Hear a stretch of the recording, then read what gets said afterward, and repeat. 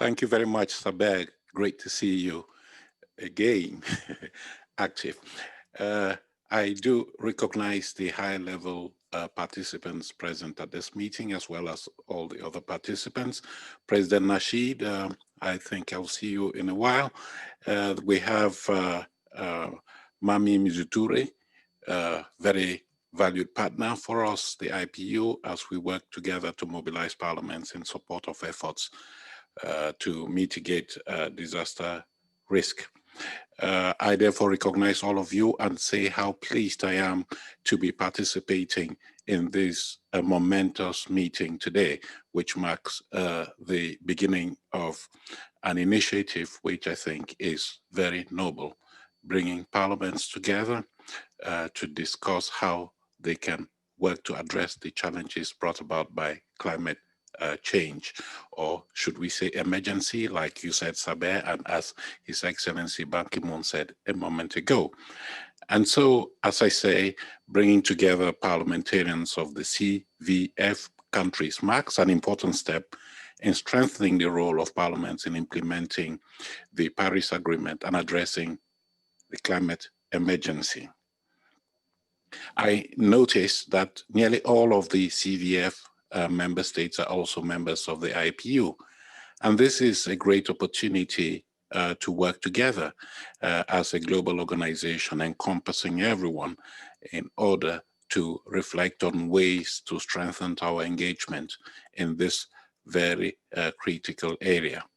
Saber, you are honorary president of the IPU, and it is under your watch that we did adopt the Parliamentary Action Plan on Climate Change, which I think is still very relevant today. And I am very pleased to see that this is part of the resources being made available to the meeting that we are having today. So thank you very much for your leadership. I have been told time and again that climate change is one of the most pressing issues of our time. Everybody has said that. And we have seen what climate change can do to undermine development gains. And so we have to tackle this emergency more robustly in the context of the devastating effects of the COVID-19 epidemic.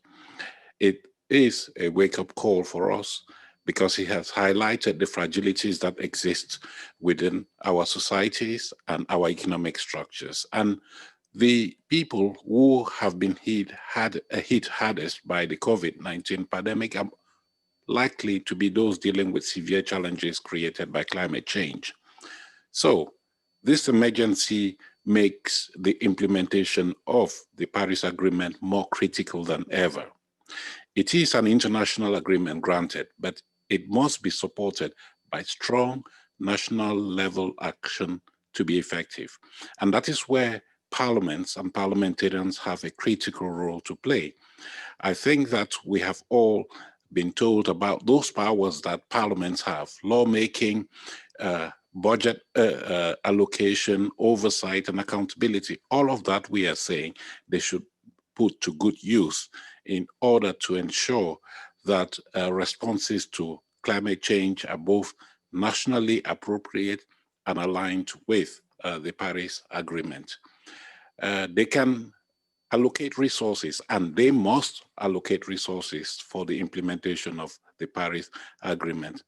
And also, we want to see parliaments more robust in developing oversight of government so that there are clear provisions for enforcement and monitoring of climate-related legislation. Countries that have signed the Paris Agreement have also agreed to submit, and I think that is what you said, Saber, and His Excellency Ban Ki-moon said the same thing, to submit revised and enhanced nationally determined contributions by the end of 2020. The end of 2020 is just 6 weeks away, which highlights the emergency, the urgency of the situation. And we want to see parliaments today using their oversight powers to ensure that governments prepare revised NDCs and that these commitments are translated into legislation at the national level. I just want to restate the commitment of the IPU to supporting Parliament. And Saber, what you said about your wish for long-standing collaboration with CVF is music to my ears. We want to make sure that Parliament's at the forefront of the effort to stem the negative impact of climate change. And there is no paucity of policy resources. The IPU at the highest level has adopted a resolution on climate change or the Paris Agreement. The recent Speakers Conference, World Conference of Speakers of Parliament, also clearly emphasized the importance of parliaments and the need for parliaments to drive transition to a climate neutral economy, to build more resilient societies, and highlight the economic and social benefits of reducing global carbon emissions. I am pleased to say that we are working also with UNDRR. Mami, you remember that there are a number of initiatives that we are taking, including a handbook on Parliament's role in addressing disasters and climate-related risks. These are resources that we think are part of our mandate to be of service to our member parliaments, and we hope that this tool will be utilized, including in the regions that are concerned today by our meeting.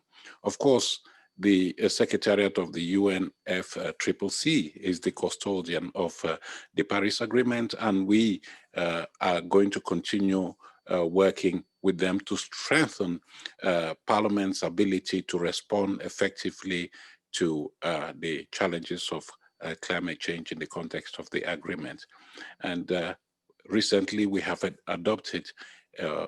developed a joint policy note with the UN Environment Programme for Parliamentarians on the green economy as a response to the COVID-19 pandemic. So let me say that there's a lot that has been said. As His Excellency Ban Ki-moon has said, what we need to do now is to implement. We need to take action now and urgently, and parliaments have that role to play. We want to see more robust action by parliaments. They have to use their legislative, budgetary, and oversight, as well as representation functions to make a difference today. Parliament should seize the opportunities created through Paris to drive transformational change for a healthier planet. I think this is very crucial, and you can be reassured, Saber and your colleagues of the climate vulnerable nations in the world, that the IPU will stand by you. The IPU is there to help address the needs of all, the small, not so small, the vulnerable, the mighty. It's a global organization. And so I am looking forward to developing cooperation so that together we can mobilize parliamentary goodwill and commitment in support of climate-friendly initiatives. Thank you very much for this opportunity to partner with you on this very important event. Thank you.